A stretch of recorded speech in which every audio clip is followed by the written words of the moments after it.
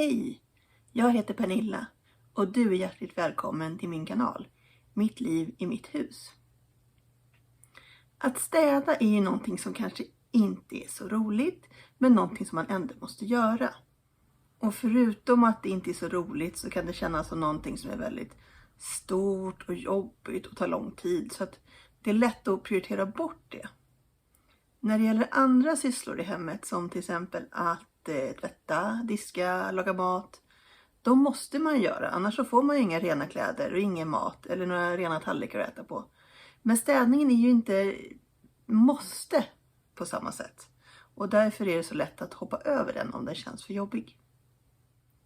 Jag har varit ganska så dålig på att städa. Jag har hamnat i den här dåliga spiralen att jag inte har städat. Och sen har jag tänkt att när jag ska städa, då måste jag göra allt. Och det känns alldeles för jobbigt. Så då skjuter jag lite på det igen. Och så blir det ännu mer. Och så skjuter man på det. Och när man väl tar tag i att faktiskt städa, så blir det ju sådär jättejobbigt. För då måste man städa allt på en gång. Så då drar man sig för att göra det igen. Men av en slump så började jag titta på en kanal på YouTube som heter The Secret Slob. Det är en tjej som heter Steff som går igenom just städning. Och hon gav mig en helt annan inställning till det här med städning. Ett av hennes ledord som jag har tagit till mig är progress, not perfection. Alltså att göra något litet varje dag gör att det går framåt. Det måste inte vara perfekt. Man måste inte städa hela huset på en gång så att allt är rent överallt. Utan lite hela tiden så kommer man framåt. Steff använder sig av en lite modifierad version av ett system som heter Fly Lady. Och det handlar just om att man städar lite varje dag. Man gör inte en stor vårstädning när hela huset är rent. Utan genom att städa lite varje dag så visst, det är aldrig så att hela huset är rent på en gång. Men allting blir över tid städat. Och huset är alltid i ett helt okej rent skick. Man delar upp städningen i 3 kategorier kan man säga. Det ena är saker som man gör varje dag. Nästa är saker som man gör en gång i veckan. Och sen är det då saker som man gör mer sällan. Saker som man gör varje dag, det kan vara till exempel att ta hand om dagens disk. Saker man gör en gång i veckan, det kan vara att dammsuga.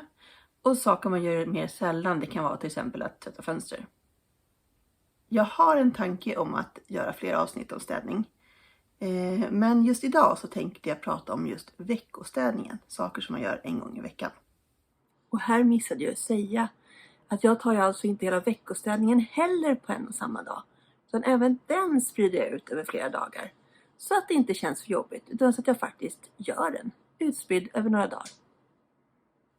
När det kommer till veckostädning så börjar jag min städning på söndagar faktiskt.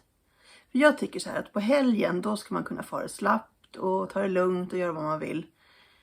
Och då lägger jag inte så mycket krut på städning.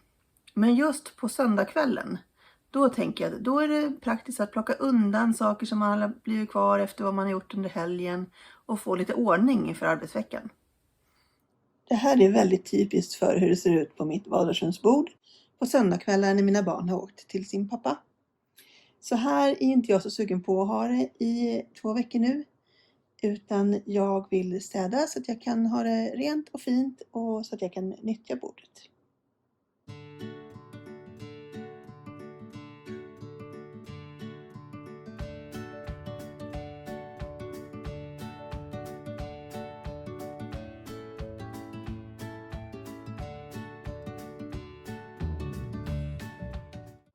Så där, det jag har kvar nu är min Harry Potter-bok som jag läser i varje dag. Men nu känns det rent och fint.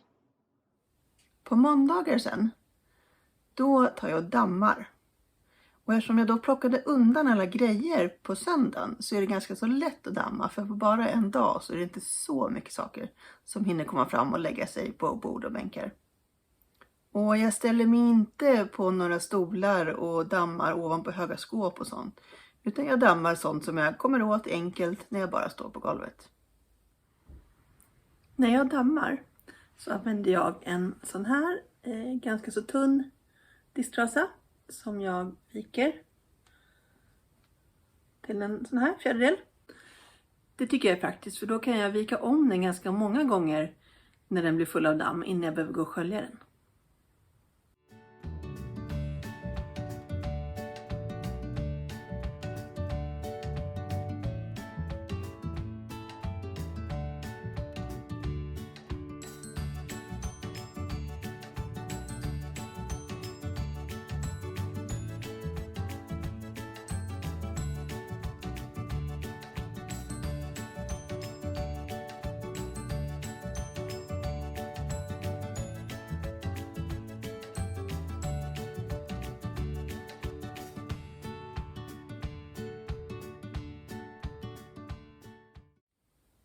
Dagen efter sen, på tisdagen, då tar jag min dammsugning.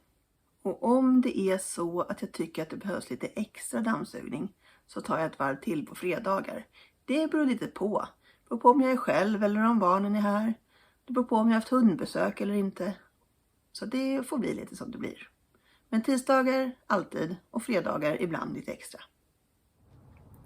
Idag är det tisdag och därmed dags att dammsuga. Och som ni ser så har jag en ganska låg soffa, så det går inte att komma in och dammsuga under den. Och när jag gör den här vanliga veckodammsugningen så brukar jag inte dra fram möbler eller så, utan jag gör det ganska enkelt. De möbler man kommer under, de dammsuger under. De andra, de tar jag mer sällan.